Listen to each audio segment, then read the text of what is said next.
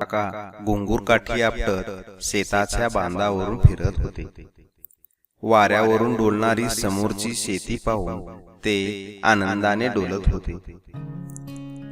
निबर सोन्यासारखे पिवळे भाताचे पीक, नंतर कापणी, झोडणी, मळणी आणि मग कणगीत पडेल वर्षभराची बेगणी, असा विचार त्यांच्या मनात येत होता.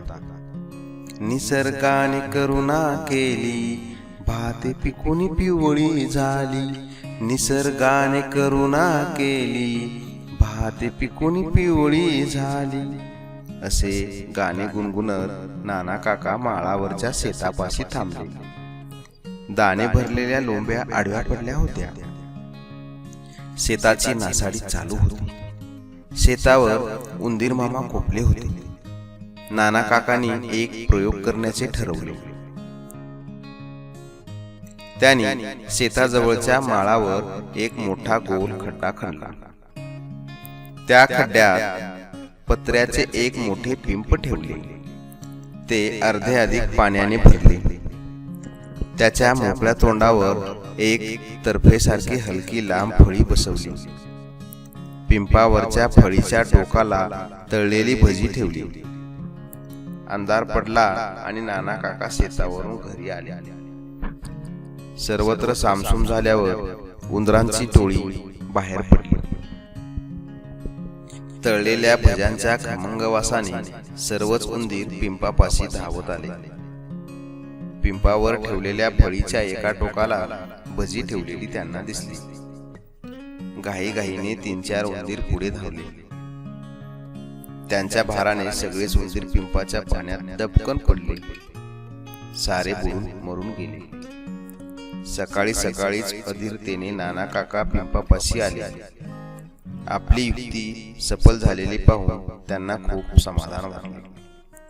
संध्याकाळी पुन्हा खमंग भजी ठेवून नाना काका घरी आले.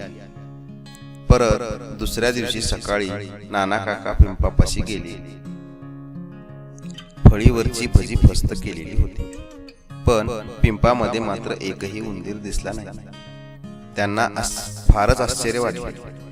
हा काय प्रकार आहे हे त्यांनी जाणून घ्यायचे ठरवले. संध्याकाळी अंधार पडायच्या सुमारास नाना काकांनी खमंग वास सुटलेली भजी फळीच्या टोकापाशी ठेवली आणि जवळच झाडाच्या आडोशाला ते लपून बसले. रात्र चांदणी होती. नीरव शांतता पसरली आणि उंदरांची फौज स्वारीवर निघाली. सर्वत्र भज्यांचा वास सुटला होता. मोठ्या अधीरतेने उंदीर पिंपापाशी जमले. आपसात काहीसे कुजबुजले. त्यांच्यापैकी 4-5 उंदीर पिंपाबाहेरच्या फळीच्या टोकावर बसले व एक उंदीर फळीवरून पुढे सरसावला. प्रत्येकाने एक एक करून तेथील सर्व भजी आणली. ती सर्व भजी त्या चतुर उंदरांनी कुरतडून मजेने खाल्ली आणि पुढच्या मोहिमेवर कूच केली.